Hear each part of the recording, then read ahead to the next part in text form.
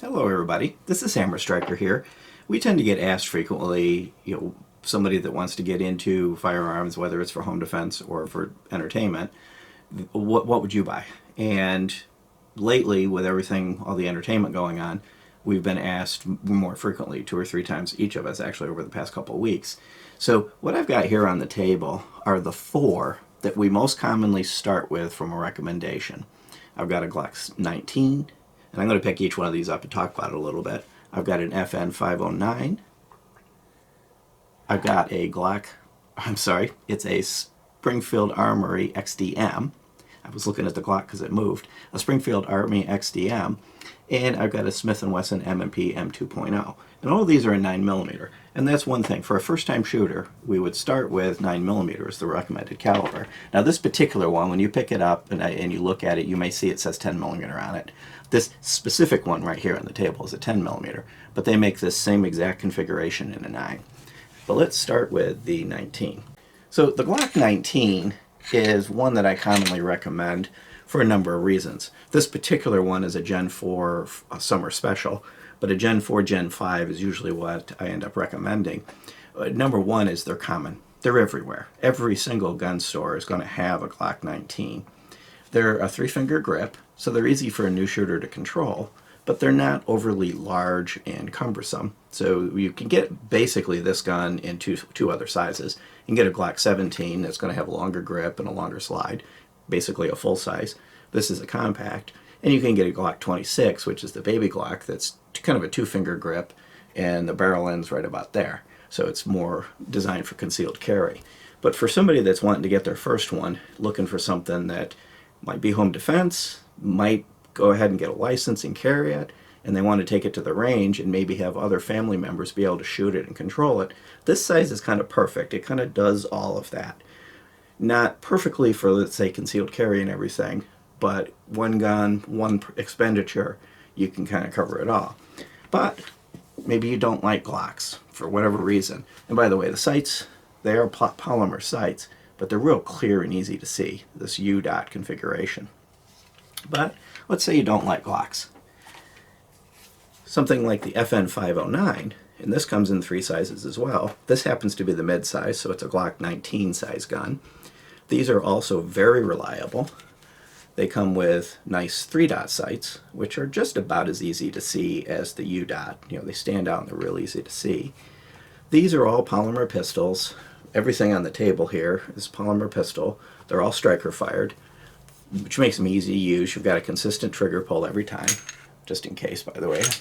It's got a consistent trigger pull every time. They're easy to operate. This one has a hinged trigger, which acts as an inertial pull safety. Now let me go back to the Glock for a second. It has the split trigger, which also acts as an inertial safety. And by the way, when I talk about inertial safety and I talk about trigger features, it's part of the drop safety mechanism. So if you drop it, the impact doesn't pull the trigger and disable the other safeties. All of these have internal striker block and other types of safeties that are automated. As you pull the trigger, the safeties sequentially disengage. So it makes them very safe without having extra levers to pull. And the trigger pull on all of these is going to be the same pull every time. When you get into some of the hammer guns, which are actually nice guns and very, very good quality guns and very useful, but they tend to have a double action, single action type mechanism where the trigger pull is different from the first pull and subsequent pulls, or they're single action. They have to be cocked. You've got safeties you got to use. So for a first time person, that can get cumbersome for them to learn and work with. So let me see if I can pick this up without knocking over the Smith & Wesson. Yes, I can. So this is the XDM 10mm in a 4.5 inch configuration. It's also available in a 3.8. It kind of ends right about here. But this is getting into more of a full-size gun. You see that I've got a 3-finger grip and there's some grip left over. Starting to get a little bit towards the edge of what you can comfortably carry. And of course this one is a 10mm because that's what I had available. I would recommend this same configuration in 9mm for a first-time shooter. 10mm is basically my favorite caliber, but it's a little stout. And for somebody new getting into it, it's a little more expensive, it's a little harder to find, it's a little bit stout. But from a demonstration perspective, it'd be the same basic gun. And you'll see this has a 3-dot sight arrangement. The front sight happens to be a fiber optic on this version. They come in various configurations with different sights. And one thing I'll note too, the reason these 4 have been picked is either we personally have experience with high reliability on them, or the overall gun in the community has got a high reliability experience. These all just tend to work. One thing I'll note, the XDM has a grip safety similar to a 1911, and that's kind of a polarizing feature. Some people really don't like them. I've never had an XDM fail to fire because of the grip safety if I gripped it properly. You grip the thing down here, yeah, it's not going to fire, but probably not going to hit what you're aiming at. You might not even hold it onto the gun when you're done. But if you grab it like you're supposed to, it works every time. But if you don't like the grip safeties, the FN that I showed and the Glock 19 over here don't have that feature. So that's where you can start to get into variations of it. One unique feature the Glock has, and actually all of these have, is replaceable back straps. The way the Glock does it is they provide 2. You can have just the grip and use it that way, or you can put up on one of 2 different size back straps. And what it does is it adjusts the size forward to back of the grip. The FN has that feature right here, and these clip off, and you have to have a back strap on it. They come, I believe it's a small, medium, and large. And the XDM has that feature as well. That makes it a little bit easier to customize the grip to fit comfortably in your hands. The last one I've got here, this is a Shield, a Smith & Wesson M&P M2.0. And I'm going to say that specifically recommending the M2.0. I've worked with the M1.0 or the original, and I really don't particularly like the trigger on them.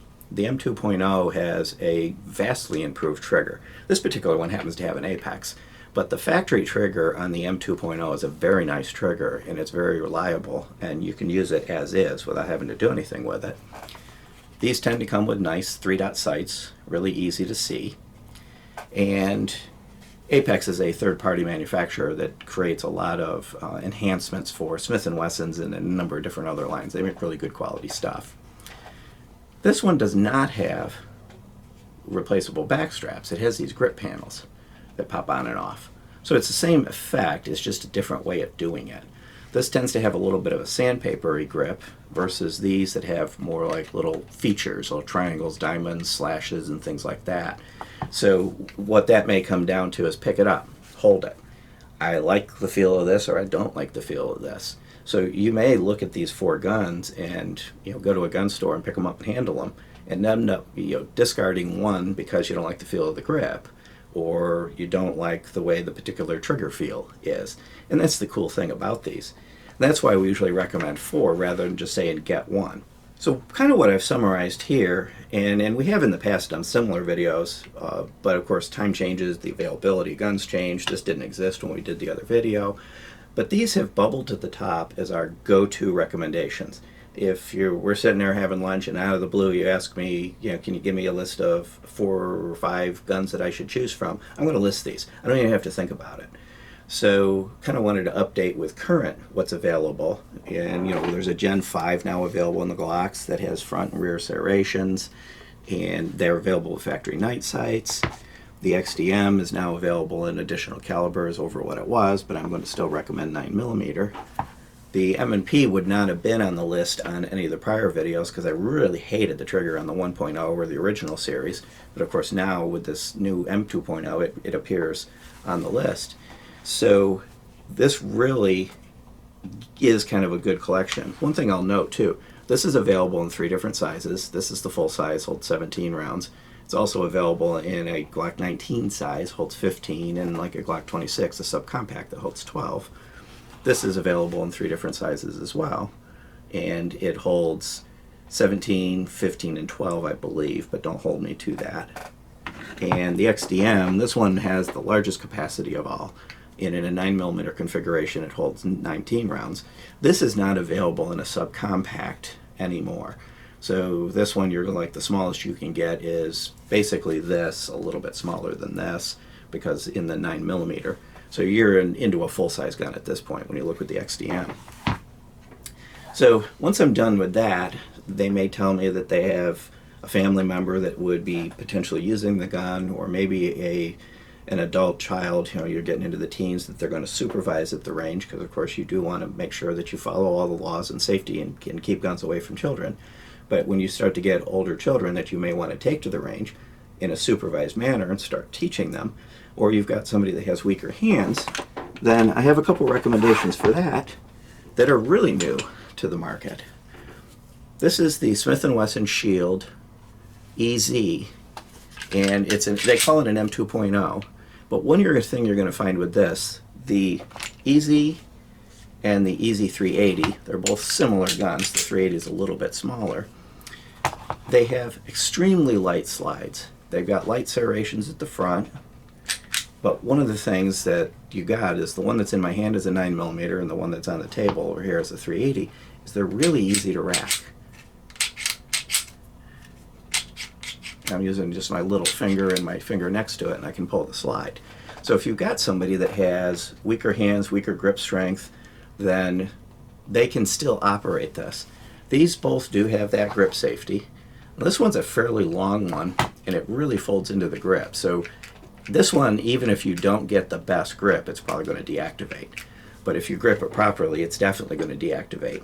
These do not have adjustable back straps or any adjustability, and these are hammer fired instead of striker fired, but they operate like a striker fired gun. And what I mean by that is they have all the internal safeties, the hinge trigger, and all of the things. Actually, these do not use the hinge trigger for a safety mechanism, but they do have all the internal safeties that make them drop safe. They're polymer guns. They've got the same consistent trigger pull every time, so they're not double action, single action. They're easy to understand and work with.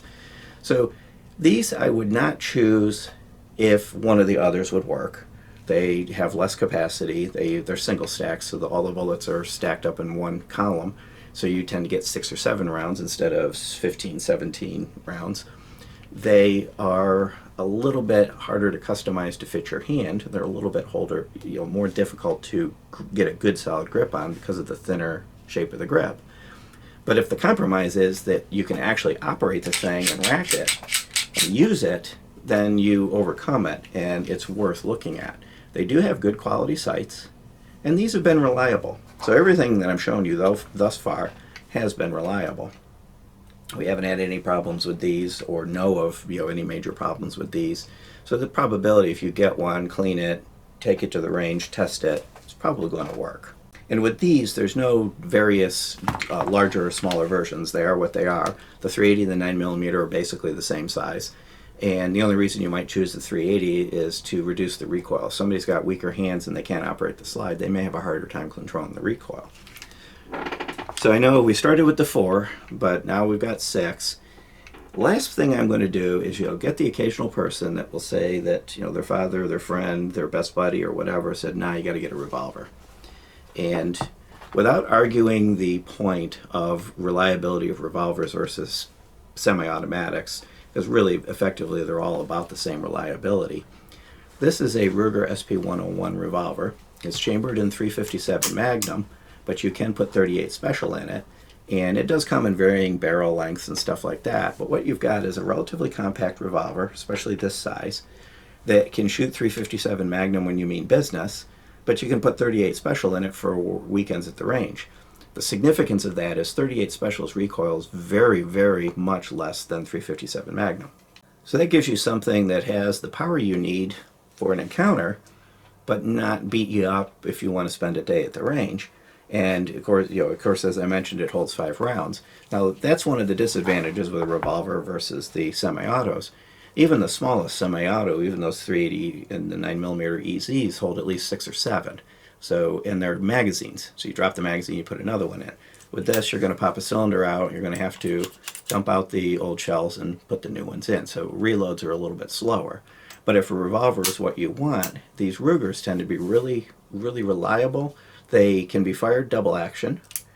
It's a fairly heavy pull, but you can just point it and shoot it, or you can cock the hammer back and get a very light pull that's short. One thing with this is it would not be advisable to leave it in the hammer back position. So don't put it in your drawer or something with the hammer back.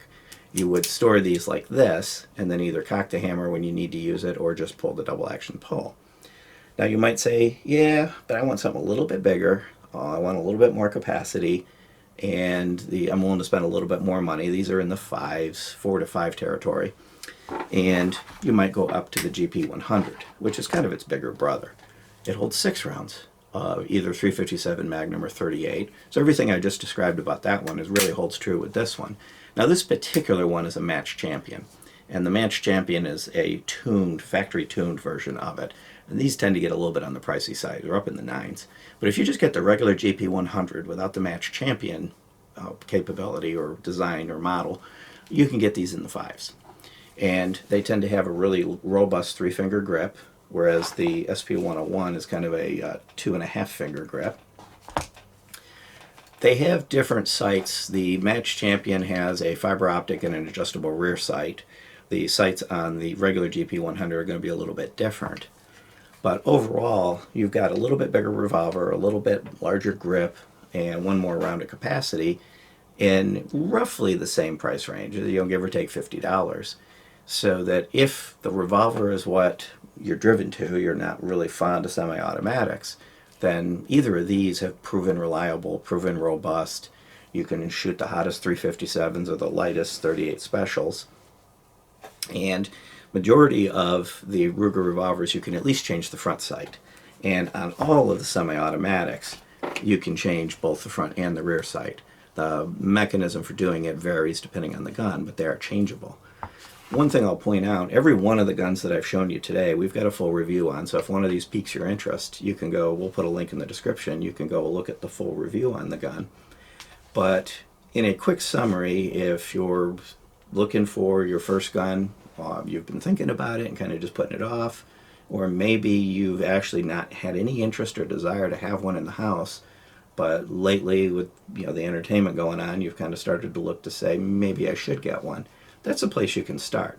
I'm not going to say that if the gun's not on our list of 4, it's not any good. If you've got a friend that recommends something else, check it out.